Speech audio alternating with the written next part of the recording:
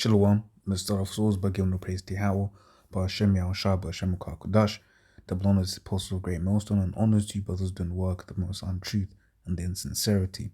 Yahweh is the real name of who the world ignorantly calls God, Jehovah or Yahweh. His real name is Yahweh, and the son's true name is Yahweh Shai. And when we pray Yahweh, Ba'ashem Yahushua, Ba meaning in, Ha meaning the, and Shai meaning name, so Yahweh, the name of Yahweh Shai. So a quick one, thinking on Purim.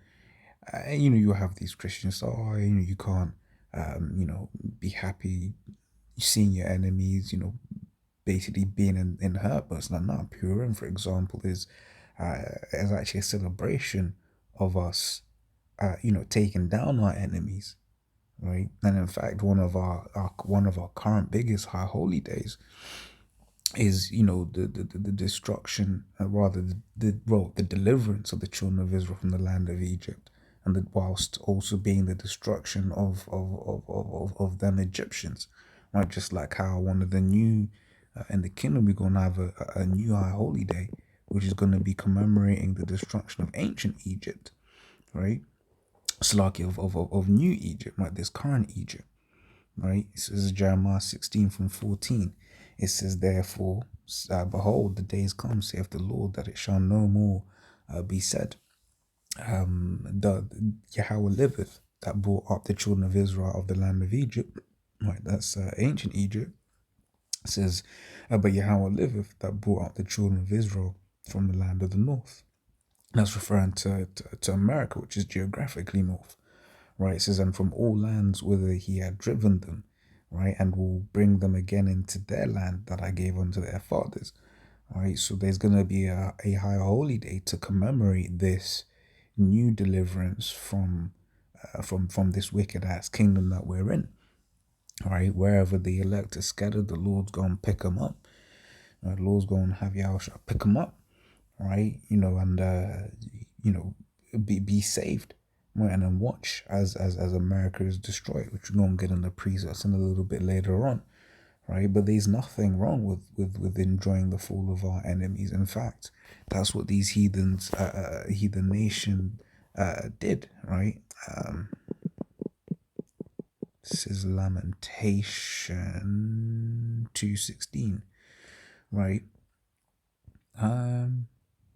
50, right? All that pass by clap their hands at thee, they hiss and wag their head at the daughter of Jerusalem, saying, is this the city that men call the perfection of beauty, the joy of the whole earth? Right? All thine enemies have opened, and that's what they do, man. When we might be at the camp, say with the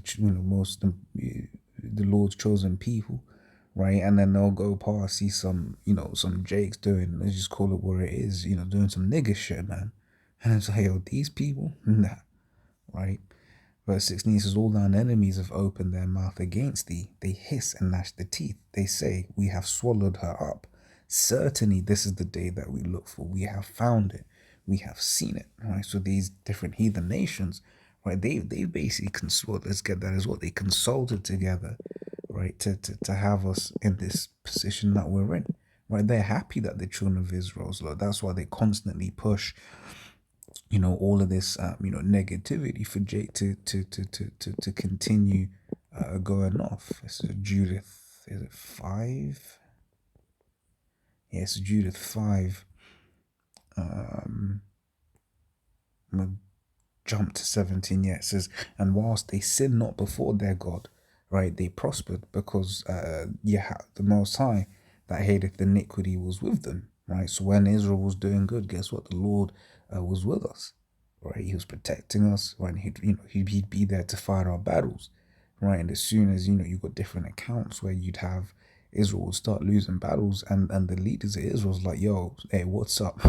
What's going on? Right, something ain't right. And then, for instance, I'm thinking of the story, name escapes me, was that guy that took the Babylonish garment, man, and he had to be taken out. Right? It says verse 18, but when they departed from the way which he appointed them, they were destroyed in many battles very sore, and were led captives into a land that was not theirs. And the temple of their God was cast to the ground, and their cities were taken by the enemies. right? So once again, I'm bringing this up because these heathens, right, primarily the Edomite, the so-called white man, right? He knows this. That's why he pushes all of this negative imagery upon our people to keep us in this low which call in this low position, right? Keep us through, keep Jake through. This is Revelation 12 and 10. It says, and I heard a loud voice saying in heaven, now's comes salvation, right? And strength and the kingdom of our power and the power of his anointed, right? For the accuser of our brethren is cast down, which accused them before our God day and night, right? Was not Jacob Esau's brother, right? Yeah, and that's what they do, man. They make Jake off, and then they then accuse Jake. See what your people are doing, but see what Esau don't seem to understand is the Most High is the one that's making us go off, right? It's the Most High that actually has a vendetta against the wicked of his people, right? So you can accuse Jake, but guess what? The Most High wants to get rid of them. In fact, I'll get Amos, right? This is Romans 9 and 6. For not as though the word of the Most High hath taken none effect, for they are not all Israel which are of Israel. Right, so you get certain individuals right now that say, that they're Israel in the flesh, but they ain't the Israel of the Most High, right? Their lot is to be, done away with, right? Just say one more, right? Because just like how the lot of the prophets, is 1 Corinthians 14:32 says, and the spirits of the prophets are subject to the prophets. And just like how the spirit of the prophets is subject to the prophets, the spirit of those deemed for destruction are the spirit of those deemed for destruction, man. All right. It says Amos 9 and 10, right? It says, all the sinners of my people shall die by the sword, which say the evil shall not overtake nor prevent us. Right? And just like how in regards to the elect are being set from the foundation of the earth, so have all of the people, all of the Israelites that, for instance, Apostle Tahar was going into how, the Israelites that basically killed the Lord, right? Those people are back here today, and that was their lot, right, from the foundation of the earth, right, from before the foundation of the earth, and those Israelites' lot was to put our Lord to death, right?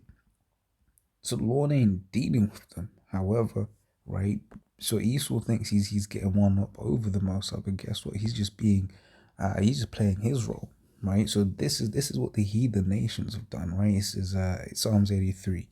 Keep not thou silence, O God, hold not thy peace, and be not still, O God.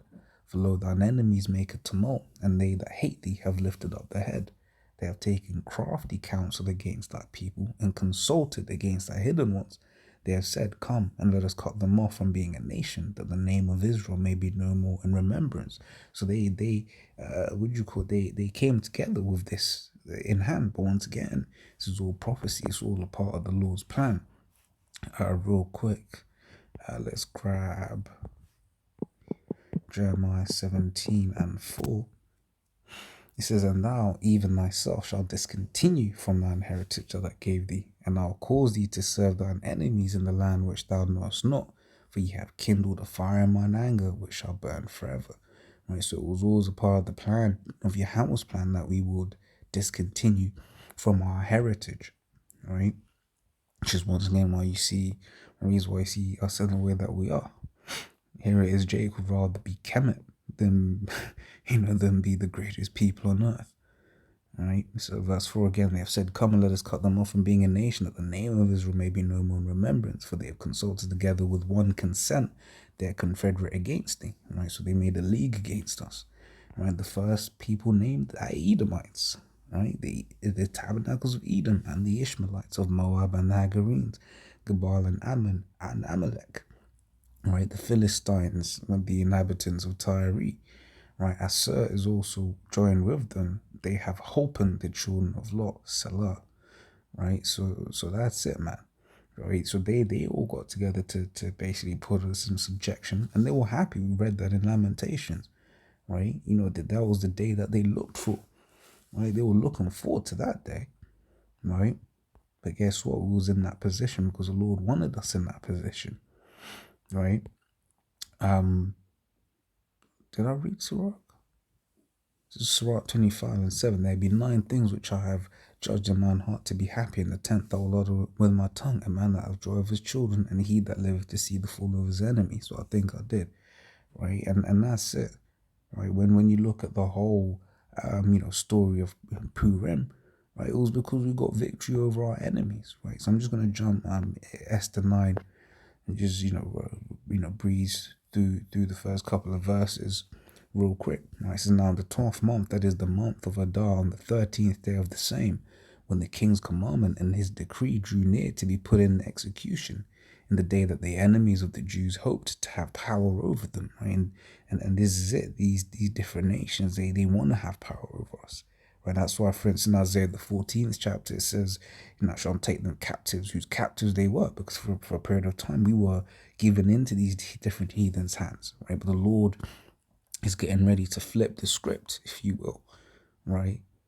To correct the error that is in the earth, which it's all a part of the script, and it's all it's all happening as is, right? Because in Deuteronomy 30:7 it said that all these curses that are upon thee, right, shall be put taken off of us and put on our enemies, right? So it was always a part of the plan that it would go this way, so that we would learn wickedness to truly appreciate righteousness in the kingdom, as has been said before, right? So it says, though it was turned to the contrary, that the Jews had rule over them that hated them.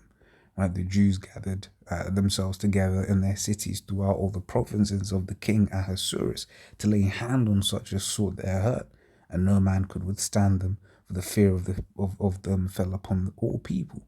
And all the rulers of the provinces and the lieutenants and the deputies and the officers of the king helped the Jews, because the fear of Mordecai fell upon them.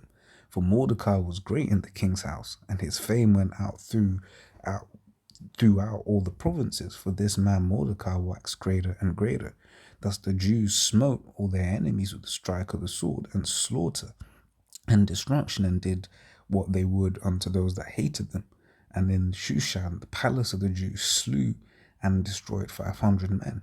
And Pashandatha and Dalphon and Aspatha and Paratha and Adalia and Aridatha and Parmashta and Arasai and Aradai and Anvajezatha, the 10 sons of Haman, right, the son of Hamaditha, right, the enemy of the Jews, slew they, but on the spoil laid they not their hand. On the day that the number of those that was on that day, the number of those that were slain in Shushan, the palace was brought before the king, right?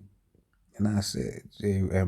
So Israel got busy that day, right? And then we jumped down to verse 20, right? It says, and Mordecai wrote these things and sent letters unto all the Jews that were in all the provinces of the king Ahasuerus, both nigh and far, and to establish this among them, that they should keep the 14th day of the month Adar and the 15th day of the same yearly, right? As the days wherein the Jews rested from their enemies, and the month which was turned unto them from sorrow to joy, and from mourning into a good day, that they should make them days of feasting and joy, and sending portions one to another and gifts to the poor, right? So, a celebration, right? It says, and the Jews undertook to do as they had begun, and as Mordecai had written unto them, because Haman, the son of Hammedatha, the Agagite, right? Haman Malone, all right?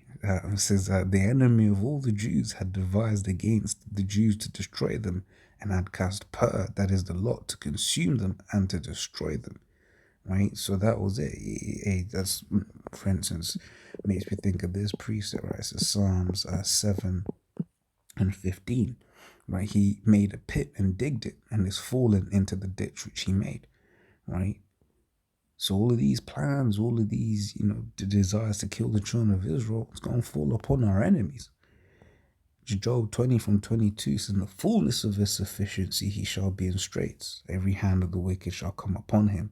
When he is about to fill his belly, the Most High shall cast the fury of his wrath upon him, and he shall rain it upon him while he is eating. Right? And that's it. When Esau's about to get his kingdom ready and started, right? The Lord is gonna basically jack him up, man.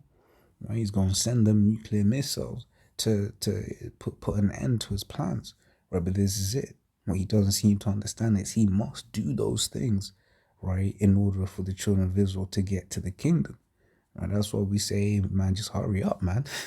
Why we beseech the Lord that to put the, to speed you up, because you're not even in control, right? Because is it you want to live forever, you want your kingdom to rule forever, but you're doing everything that the Lord said you're gonna do, that will lead to your destruction, right? So that's why we say hurry up and push the MOTB, right?